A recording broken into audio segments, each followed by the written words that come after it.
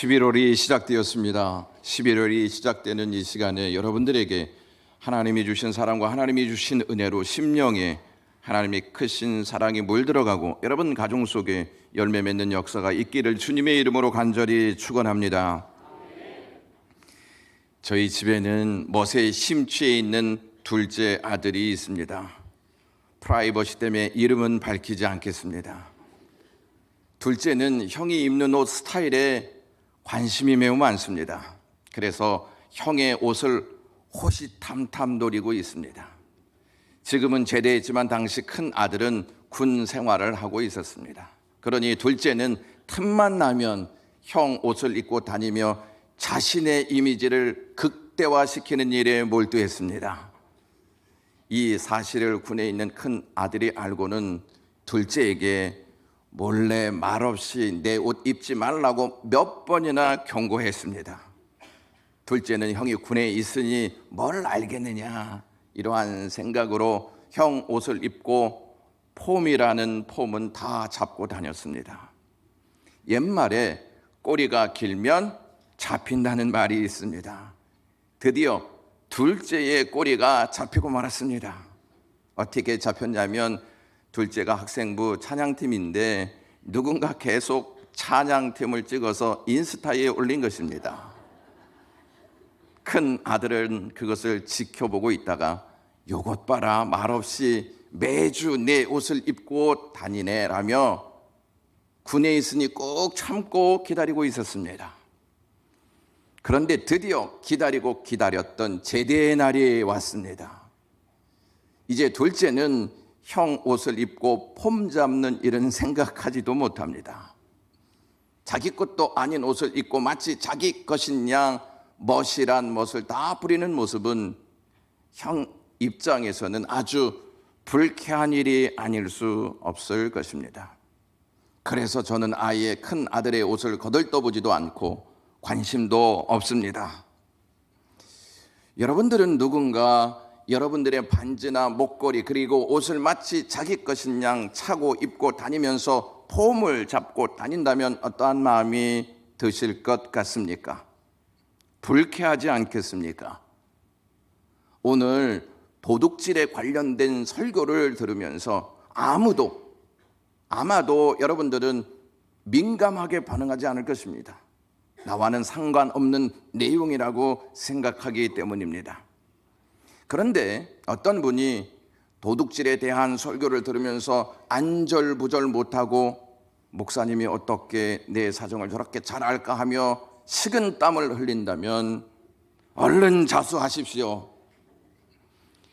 타인의 것을 절취한 경험이 없는 분들은 도둑질에 관련된 설교를 들어도 심각하게 반응하지 않습니다. 그런데 하나님의 것을 절취하고 있으면서 심각하게 반응하지 않는다면 괜찮겠습니까? 히브리어에서 도둑질하다는 말은 몰래 가져가다, 속이다 라는 의미를 가지고 있습니다. 예수님 당시 종교 지도자들은 하나님을 섬긴다는 명목으로 도둑질을 했습니다. 하나님의 영광을 자기의 것으로 삼고 온갖 경건한 척은 다 했습니다.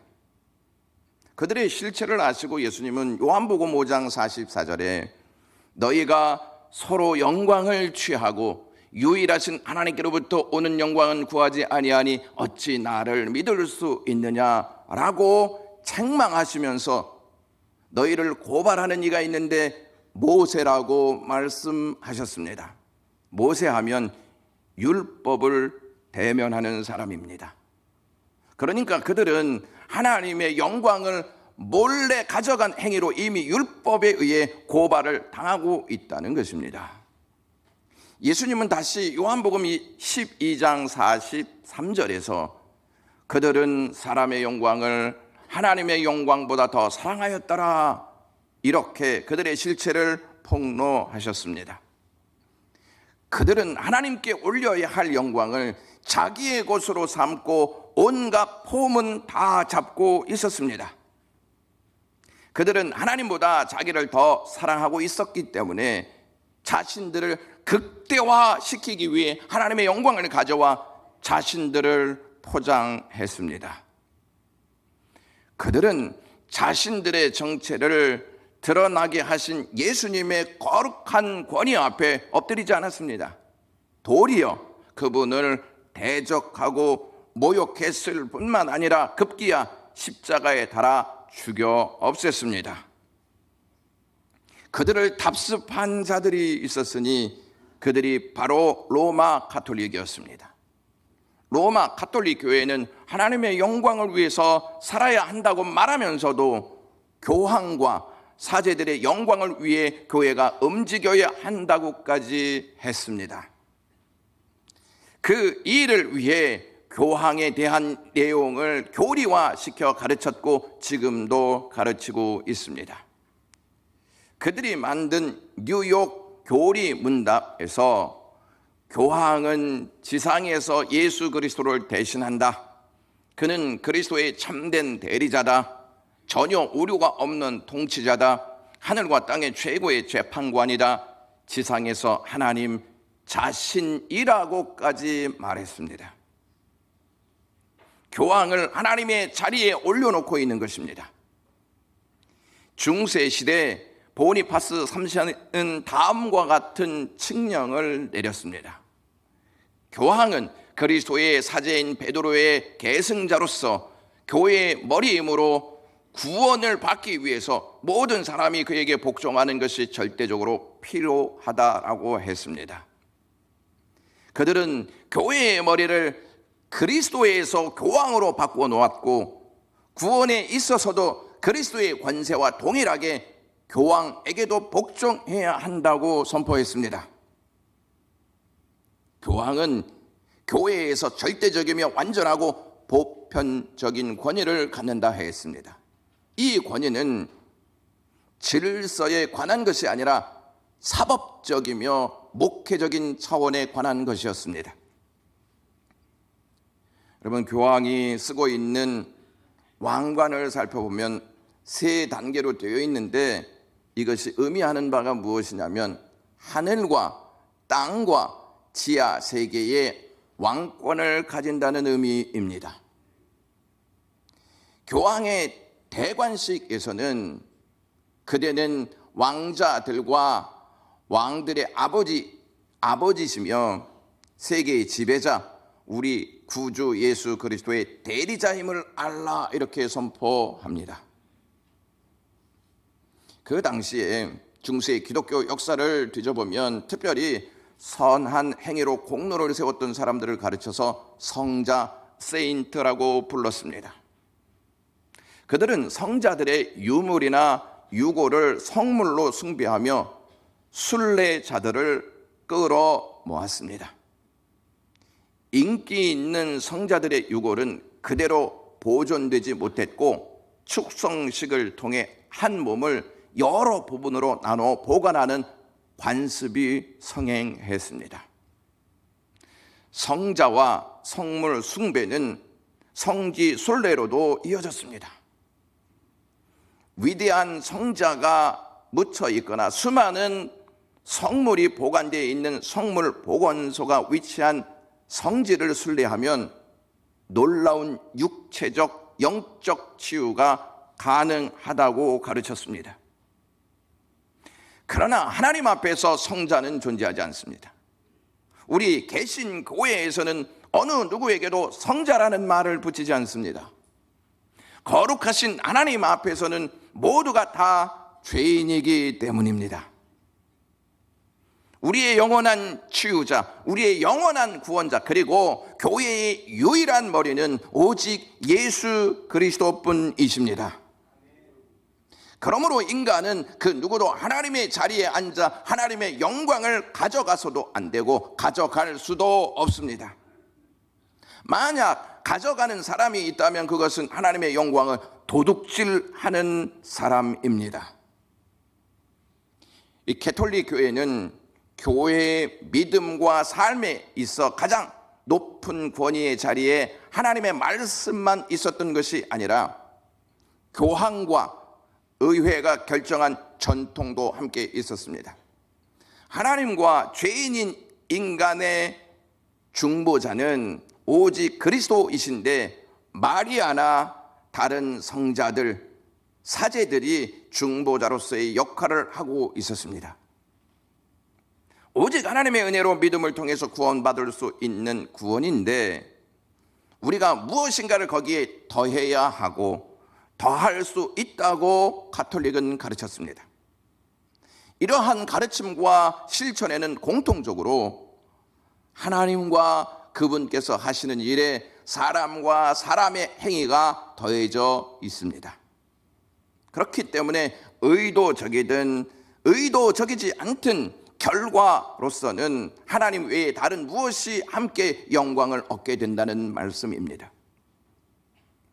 그들은 하나님의 자리에 올라 마치 자기들이 하나님인 양 하나님의 영광을 갈취하고 있었습니다. 종교 개혁자들이 외쳤던 오직은 이러한 것들을 바로잡고 궁극적으로는 하나님께 마땅한 영광을 돌려드리라는 것이었습니다. 종교 개혁자 루터는 그 누구보다 가톨릭이 범하고 있는 오류와 실체를 잘 알고 있었습니다. 루터는 기독교 안에 두 종류의 신학이 있다 이렇게 언급했습니다. 영광의 신학과 십자가의 신학이 있다고 말했습니다. 영광의 신학은 하나님으로부터 능력을 구합니다. 그들은 유명하고 위대하고 강해지기를 원합니다. 그들이 그리스도께 나오는 이유는 죽고 쇠하기 위해서가 아니라 높으신 하나님의 능력으로 사람들 가운데 흥하기 위해서였습니다. 간단히 말해 영광의 신학은 그리스도 없이 하나님만을 추구한다는 것입니다. 루터는 빌립이 영광의 신학을 추구하는 경향을 드러냈다고 생각했습니다. 요한복음 14장 8절 말씀에 빌립이 이르되 주여 아버지를 우리에게 보여주옵소서 그리하면 족하겠나이다. 지금 이 상황은 빌립이 갈보리로 향하는 그리스도께 하는 질문이었습니다. 그의 질문은 그가 무엇을 추구하는지를 잘 보여줍니다. 그는 갈보리로 향하는 십자가로 향하는 그 길에서 예수 그리스도를 따르기 원하지 않았습니다. 그가 원하는 것은 성부 하나님과 권능과 영광이었습니다. 그는 성부께서 성자를 보내셨고 오직 성자를 통해서만 성부께 나갈 수 있다는 것을 깨닫지 못했습니다. 사실 제자들 모두 주님이 걸어가셨던 좁은 길, 곧 죽음으로 향하는 길을 걸어야 했습니다. 그러나 그들은 현세에서 최상의 삶을 누리려는 생각을 가지고 있었기 때문에 예수님이 갈보리로 가시고자 하는 것과 자신들이 원하는 목적과 맞지 않아 갈등하였던 것입니다. 혹시 우리에게도 빌립과 같은 마음으로 주님을 따르려 하지 않습니까? 여러분 혹시 주님을 따르면서 내가 원하는 것을 제대로 하나님께서 이루어지지 않는다 하여서 갈등하고 있지는 않습니까? 사람들은 사도행전에 나오는 시몬처럼 삶이 향상되고 시련이 줄어들고 자신이 받을 자격이 있다고 생각하는 축복을 풍성히 받아 누린다면 기쁘게 하나님을 믿고 예수님을 따르겠다고 생각합니다. 여기서 우리가 생각해 보아야 할 문제가 있습니다. 사람들이 어떤 영성에 관심을 기울이고 있는가 하는 것입니다. 만일 그들이 예수님께 관심이 있다면 그것은 어떤 예수님인가 하는 것입니다. 번영의 예수님인가 신앙의 예수님인가 하는 것입니다. 조심하지 않으면 하나님을 진정으로 사랑해서가 아니라 육체의 건강, 자기 향상, 심신의 안정, 위대함을 갈구하는 본능에 이끌려 교회 생활을 할 위험이 높습니다. 우리의 신앙을 주의 깊게 살피지 않으면 너무나도 흔한 덫에 걸려 쉽게 불을 쌓고 건강을 유지하고 자기 개발하는 수단으로 예수님을 이용하기 쉽습니다. 거듭난 신자조차도 자기 영광을 추구하려는 인간의 타고난 본성이 있습니다. 혹시 우리에게도 시몬과 같은 마음으로 교회를 다니고 있지는 않은지 확인하셔야 합니다. 한국교회는 하나님께 영광을 돌리기 위해서 신자 개개인이 사회적으로 성공해야 할 뿐만 아니라 교회도 세상에서 성공신화를 보여주어야 한다고 가르칩니다. 이것은 세상이 인정하고 알아주는 것이 곧 성공이다 하는 것과 이 성공이야말로 이 세상을 사는 그리스도인이 하나님께 영광 돌릴 수 있는 최선의 길이라는 생각에서 비롯된 것입니다. 사랑하는 영광의 가족 여러분, 정말 하나님께 영광을 돌리는 유일한 길이란 세상이 인정하는 잘됨과 성공인가요? 공부를 잘하는 사람, 좋은 직장에 다니는 사람, 돈을 잘 버는 사람 등등의 소유, 세상에서 인정받는 성공한 사람들만 하나님께 영광을 돌리는 주인공이 된다고 생각하십니까? 과정이야 어떻든 상관없이 결과만 좋으면 되는 것이라고 생각하십니까? 성공하는 것이 곧 하나님께 영광을 돌리는 것이라고 우리는 너무 쉽게 착각합니다. 그래서 하나님께 영광 돌린다는 명분으로 자신의 성공을 지향적인 심리를 포장하고 숨기며 정당화합니다. 그렇다면 여러분들에게 묻고 싶습니다. 여러분들은 성공하셨습니까? 이런 사람에게 하나님의 영광은 허울 좋은 명의, 대의, 명분과 수단에 불과하고 가장 의미한 목적은 자신이 원하는 성공일 뿐입니다. 여러분, 성공해서 너무 바쁜 나머지 신앙생활을 하지 못하고 헌금만 많이 하면 하나님이 그것 때문에 영광을 받으신다고 생각하십니까? 교회에 만연해 있는 성공제일주의와 결과 만능주의는 오직 하나님께 영광이라는 문구를 잘못 이해한 데서 비롯된 것입니다. 성공하지 말아야 한다거나 성공 자체가 죄악이라고 말하는 것이 아닙니다. 하나님을 성공이 아니면 영광을 받지 않으시는 분으로 여기는 것이 문제라는 것입니다. 하나님께서 원하시는 하나님의 사람은 성공하는 그리스도인보다 오히려 하나님을 위해 겸손히 있는 자리에서 최선을 다하는 그리스도인이 아니겠습니까? 여러분, 천국에 가보니까 성공하는 사람의 자리가 따로 있고 그렇지 못한 자리가 따로 있다고 여기신다면 기쁘십니까? 우리는 성공이라는 개념을 우리의 입장에서가 아니라 하나님 입장으로 재정립할 필요가 있습니다. 하나님께서는 자신의 말씀대로 자신의 뜻을 이룰 때 그것을 성공이라고 인정합니다. 이것이야말로 믿음 위에 세워진 성경적 성공입니다. 하나님께서 인정하시는 성공은 어떠한 상황에서도 예수 그리스도를 닮아가는 것입니다. 루터가 영광의 신학만 말하지 않았습니다. 십자가 신학을 말했습니다. 루터에게는 그리스도의 십자가가 전부였습니다. 그는 오직 십자가만이 우리의 신학이다 이렇게 말했습니다. 그리스도를 진정으로 알고 싶으면 그분의 십자가를 알아야 합니다. 그리스도의 고난 속에서 그분을 발견해야 합니다. 예수님은 요한복음 17장에서 십자가의 죽음이 하나님께 영광이 되고 하나님은 그리스도에게 영광을 주실 것이다 이렇게 말씀하셨습니다. 예수님은 인간의 눈으로 이해할 수 없는 영광스럽지 않은 사건을 영광이라고 말씀하셨습니다. 이것은 그리스도의 죽음이 인간의 죄를 대속하는 것이고 그로 인해 생명을 살리는 것이기 때문입니다.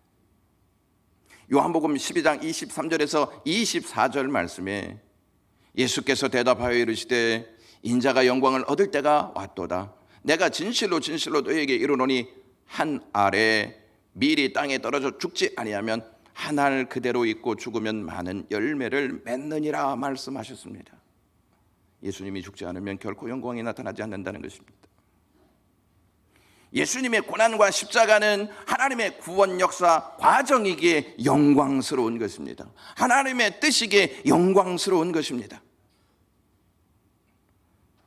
성령께서는 성자에게 권능을 주어 영광스러운 사역을 감당하게 하시고 성자는 아버지의 뜻에 순종해 성부 하나님을 영화롭게 하고 성부는 자신의 순종하는 아들을 영화롭게 하십니다. 이렇게 삼위일체 하나님의 사역을 볼 수 있어야 합니다. 십자가는 하나님의 영광을 나타냅니다.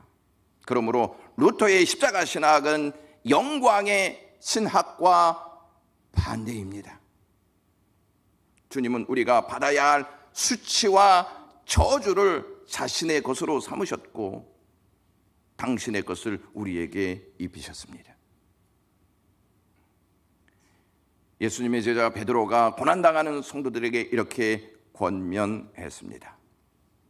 베드로전서 4장 13절에서부터 14절 말씀이 오히려 너희가 그리스도의 고난에 참여하는 것으로 즐거워하라. 이는 그의 영광을 나타내실 때에 너희로 즐거워하고 기뻐하게 하려 함이라.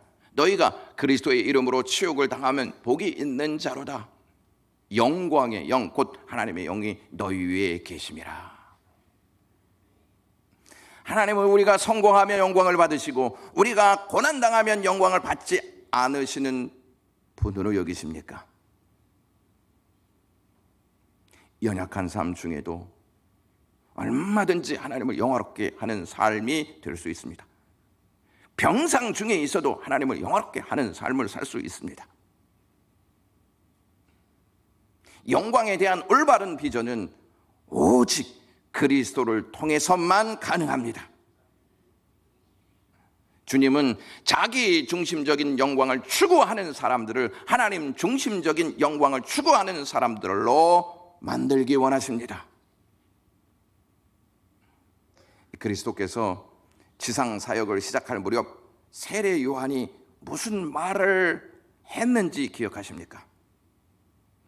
요한복음 3장 30절에 그는 흥하여야 하겠고 나는 쇠하여야 하리라 하니라 라고 했습니다.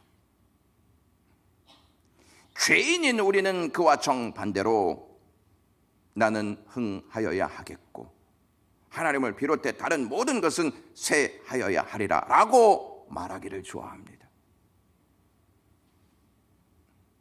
우리는 지금 누구를 흥하게 하는 삶을 살고 있는지 점검해야 합니다. 오늘 저희가 읽었던 이 시편 96편은 표제가 없습니다. 누가 썼는지, 언제, 무슨 사건을 배경으로 기록됐는지 정확히 알 수는 없습니다. 그러나 주요한 번역본으로 간주되는 헬라어 번역본 70인역에는 본문의 표제어를 다음과 같이 기록하고 있습니다. 포로 이후 그 집이 지어졌을 때 다윗의 노래라고 되어 있습니다. 이를 근거로 오늘 본문은 다윗의 시로 이해해도 무리가 없습니다. 다윗은 이방 나라의 왕들처럼 백성들로 하여금 영광을 받을 만한 왕이 있었습니다. 그러나 그는 합당한 영광은 오직 하나님께 있어야 한다는 사실을 선포합니다. 다윗은 자신과 이스라엘뿐만 아니라 하나님께 영광을 돌려야 할 대상이 만국이라고 말합니다. 7절과 8절 말씀 보시면 만국의 족속들아 영광과 권능을 여호와께 돌릴지어다. 여호와께 돌릴지어다. 여호와의 이름에 합당한 영광을 그에게 돌릴지어다. 이렇게 고백했습니다. 모두가 하나님께로부터 나왔기 때문에 그 누구도 하나님께 영광을 돌릴 대상에서 제외될 수 있는 존재는 없습니다.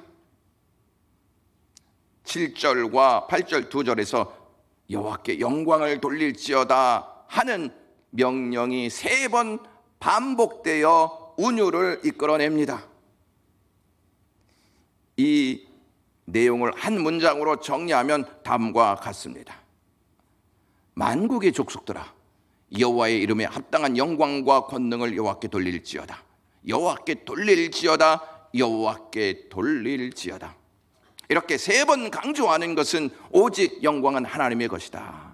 그분만이 완전한 영광을 받으셔야 할 분이시라는 뜻입니다. 여러분들은 하나님이 주신 직분, 하나님이 주신 지혜, 하나님이 주신 재능, 하나님이 주신 삶, 하나님이 주신 가정, 하나님이 주신 모든 것으로 무엇하며 살고 계십니까?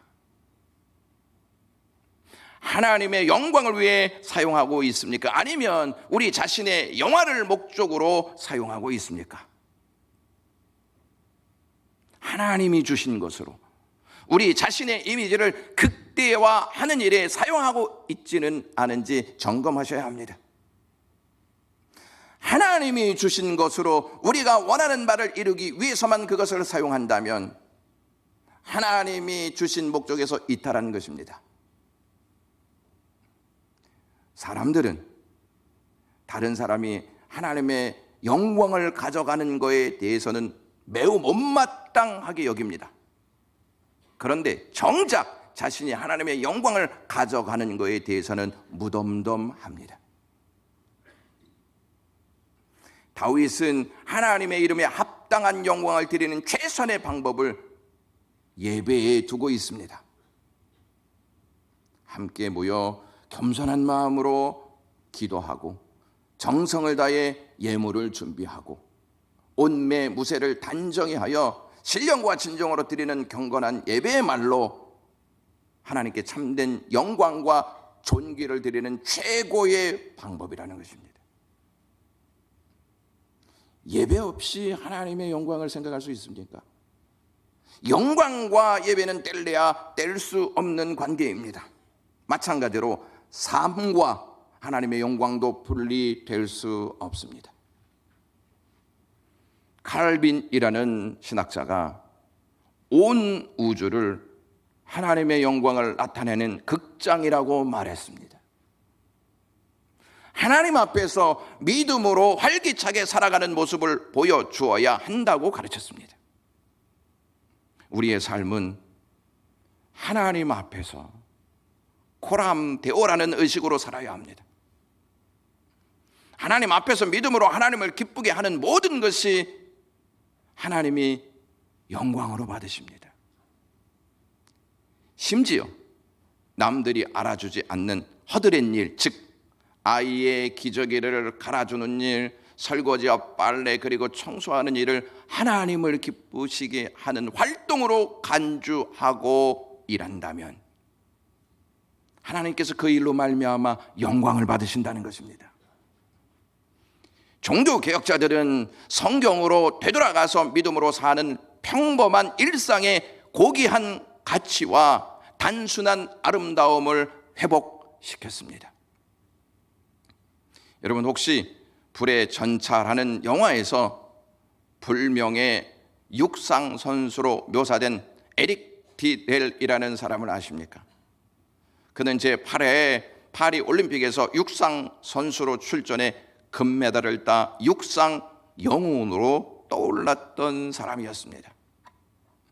원래 에릭 디델은 100m 달리기의 우승 후보였습니다. 그러나 100m 경기 일정이 발표되었는데 첫 예선 일자가 7월 6일 주일 오후 3시와 5시였습니다. 그는 그 일정표를 보자마자 저는 주일에는 안 뜁니다 라고 단호한 결정을 알렸습니다. 누구도 그의 결정을 움직일 수가 없었습니다.